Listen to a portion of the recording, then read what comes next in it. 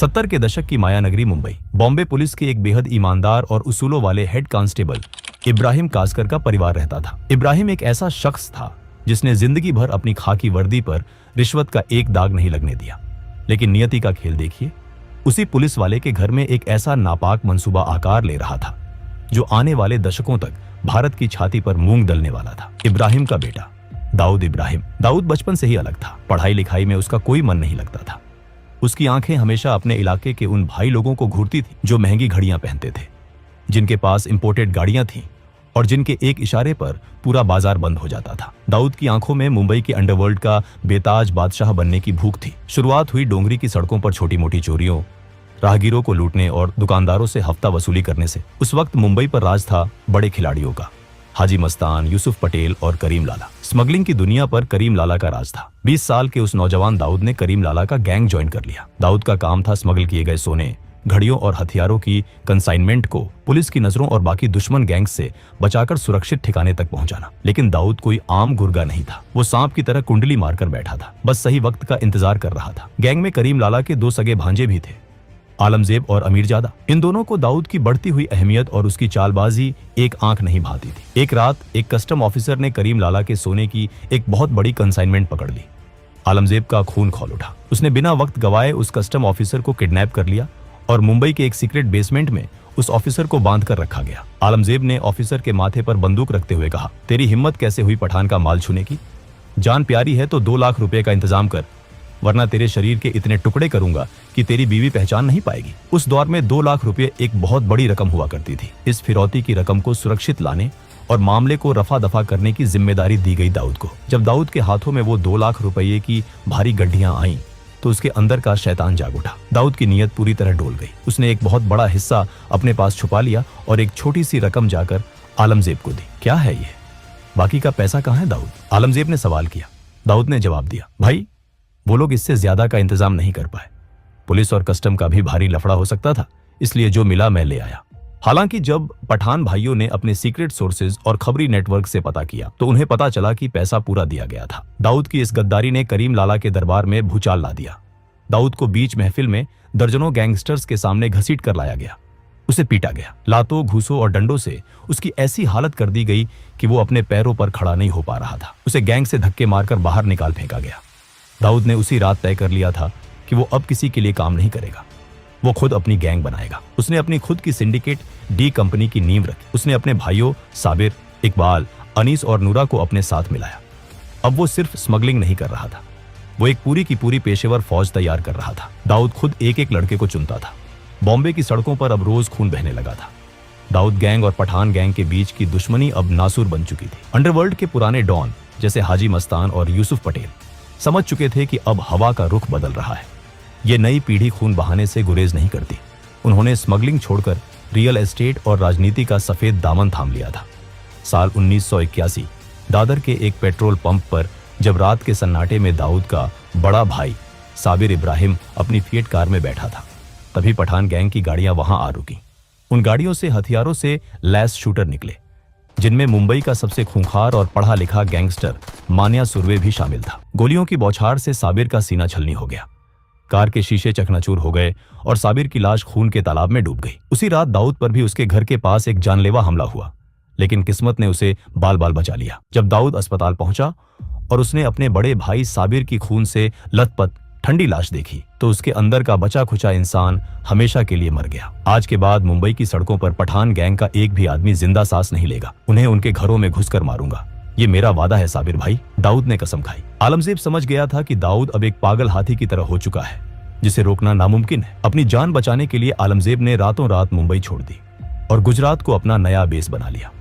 गुजरात में पठान गैंग के पुराने और मजबूत कॉन्टेक्ट थे। वहां के भ्रष्ट पुलिस वालों और लोकल गुंडों से उनके गहरे रिश्ते थे। लेकिन दाऊद कहां रुकने वाला था। उसने अपने ऑपरेशंस का दायरा बढ़ाते हुए गुजरात में भी अपने पैर पसारने शुरू कर दिए। उसने गुजरात के मशहूर स्मगलर लल्लू जोगी से हाथ मिलाया। उसका सिर्फ एक मकसद था, आलमजेब को उसके ही गढ़ में घुसकर कुत्तों की मौत मारना। दाऊद ने अपनी कुटिल चालाकी से आलमजेब पर गुजरात पुलिस में एक झूठा केस दर्ज करवा दिया ताकि पुलिस उसे पकड़े और दाऊद अपने आदमियों के जरिए उसे जेल के अंदर ही खत्म कर दे।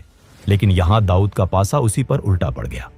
1983 में गुजरात पुलिस ने एक सीक्रेट और सटीक सूचना के आधार पर छापेमारी की और दाऊद को लल्लू जोगी के साथ अवैध हथियारों के साथ रंगे हाथों पकड़ लिया। उसे कोफेपोसा कानून के तहत गिरफ्तार कर जेल में डाल दिया गया। ये खबर मिलते ही आलमजेब ने तुरंत दाऊद के गुर्गों पर ताबड़तोड़ हमले शुरू कर दिए। दाऊद के 2 सबसे खास आदमियों को बीच सड़क पर गोलियों से भून दिया गया। दाऊद को जेल की सलाखों के पीछे ये एहसास हो गया कि गुजरात में आलमजेब को मारना मुश्किल है।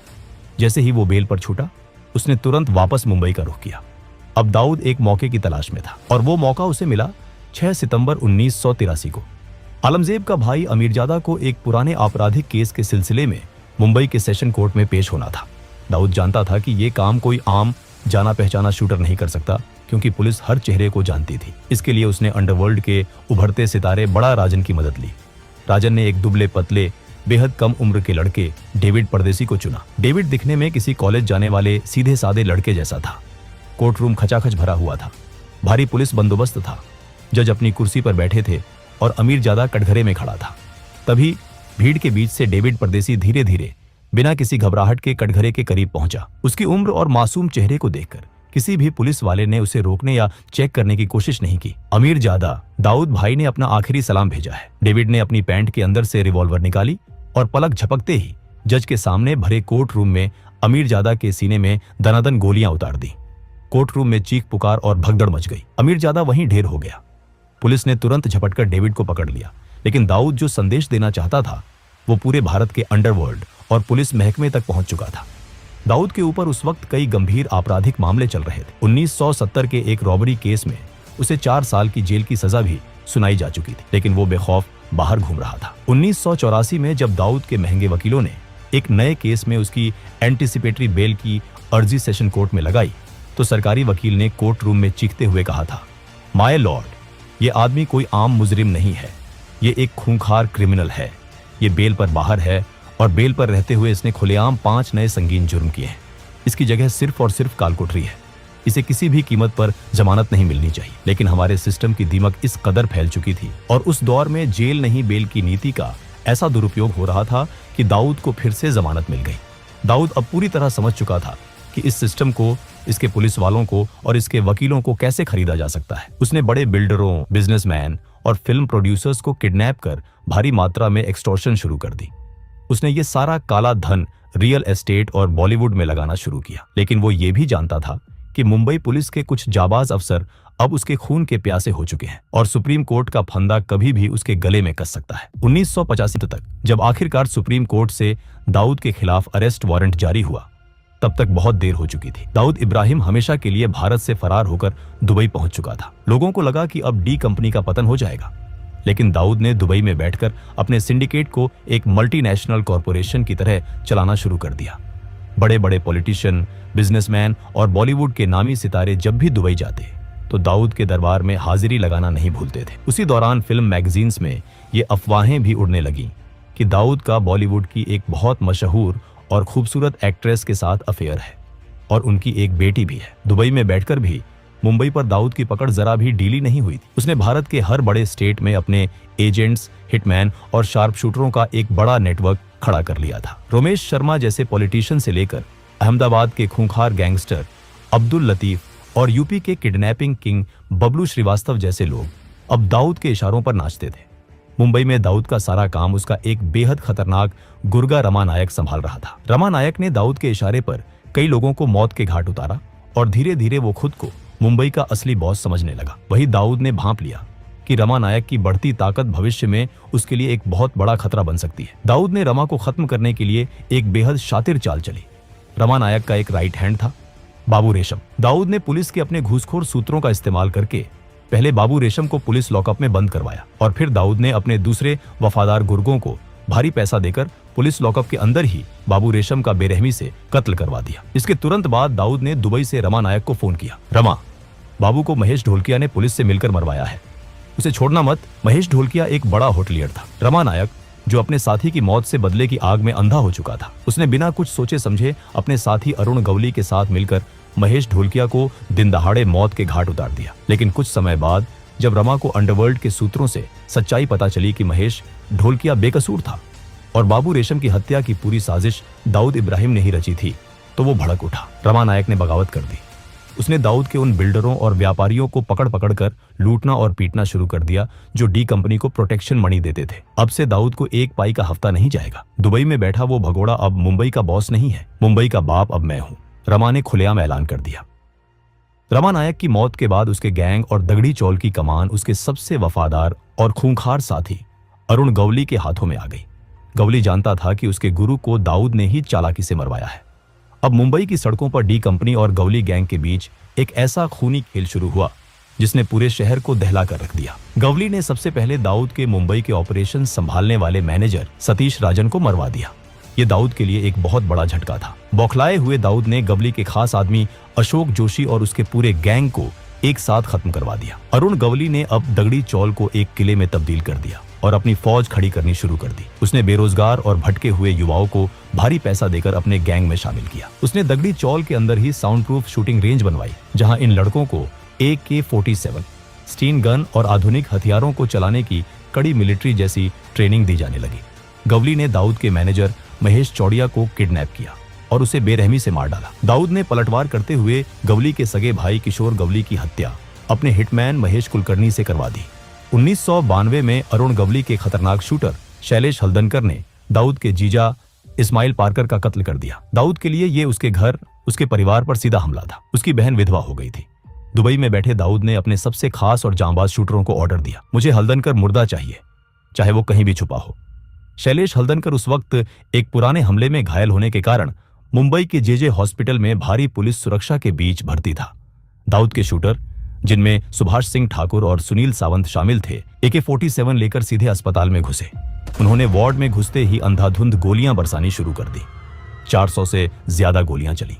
मरीज और डॉक्टर जान बचाने के लिए पलंगों के नीचे छुप गए थे। हल्दनकर को वहीं बिस्तर पर छलनी कर दिया गया और 2 हवलदार भी शहीद हुए। अरुण गवली भी पीछे हटने वाला नहीं था। उसने दाऊद के करीबी राजनीतिक मददगार मौलाना बुखारी की हत्या करवा दी, जो दाऊद के लड़कों को पुलिस से बचाता था। दोनों तरफ से रोज लाशें गिर रही थी। खुफिया एजेंसियां हैरान थीं कि कैसे एक अनपढ़ आदमी जो अंग्रेजी का एक वाक्य ठीक से नहीं बोल सकता, दुबई में बैठकर 5000 से ज्यादा गैंगस्टरों की एक फौज को एक मल्टीनेशनल कंपनी के CEO की तरह चला रहा है। दाऊद अपने दुश्मनों और गद्दारों के लिए एक क्रूर तानाशाह था, जो छोटी सी गलती पर भी मौत की सजा देता था।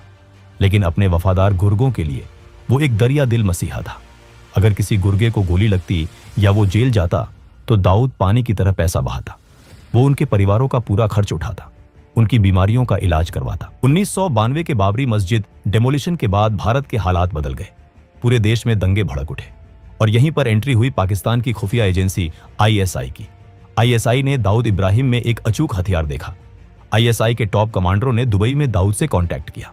उन्होंने दाऊद को उसकी सुरक्षा, उसके काले व्यापार को पूरी दुनिया में बेरोक टोक चलाने और उसे हमेशा के लिए महफूज रखने का लालच दिया। इसके बदले में उन्हें सिर्फ एक चीज चाहिए थी, दाऊद का विशाल तस्करी नेटवर्क, जिसका इस्तेमाल करके वो भारत में मौत का सामान भेज सके।